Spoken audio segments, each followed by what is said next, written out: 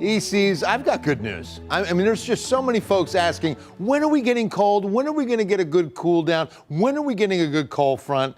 And we've had a couple decent fronts, I'll call them, but I've got two in the forecast. The first one, nice. The second one is going to be really nice. So let's go outside. Got a nice little breeze out here on the hill this Tuesday night. A very pleasant Tuesday night. As a matter of fact, the mornings have been nice, but I'm going to show you something this evening that might surprise you about our mornings of late. That's a good southeast breeze when you see Old Glory and our Texas state flag blowing from left to right.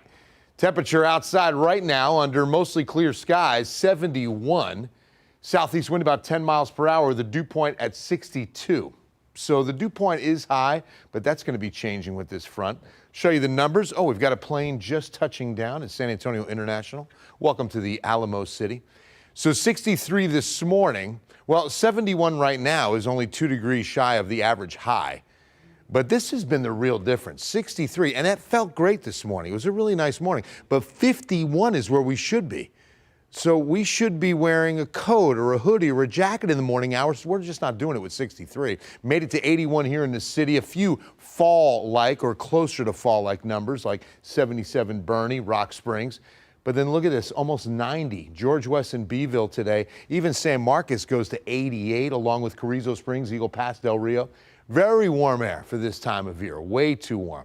Overnight tonight, no big changes as skies stay clear. We go down to the lower 60s to get you started on your Wednesday. A 10% rogue chance, just not going to happen. Don't worry about that. Just a little computer foul up. Notice the upper level feature just now east of the Four Corners, staying well too far north to help us.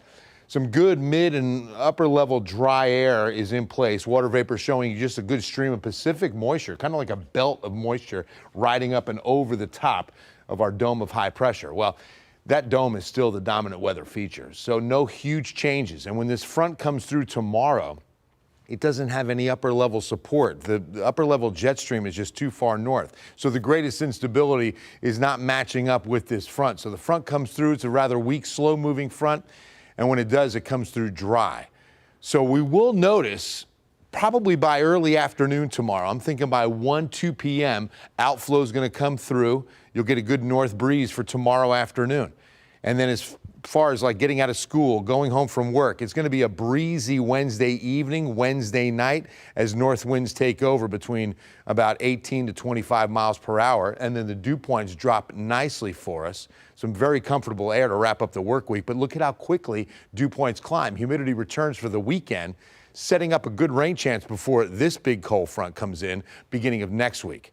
So, unpacking the 14-day forecast. Tomorrow, not many changes found, 85. Then the changes. So the front comes in Wednesday night, Thursday morning's cooler, then only 78.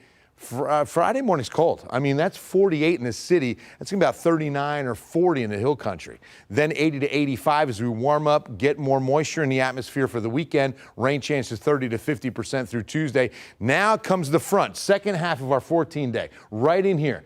Thursday, Friday, 21st, 22nd. Look at these lows, 42 to then 40 on Friday the 22nd. That's going to mean the hill country flirts with its first freeze of the season. So some real good cold air coming in next week, Nate, Ryan.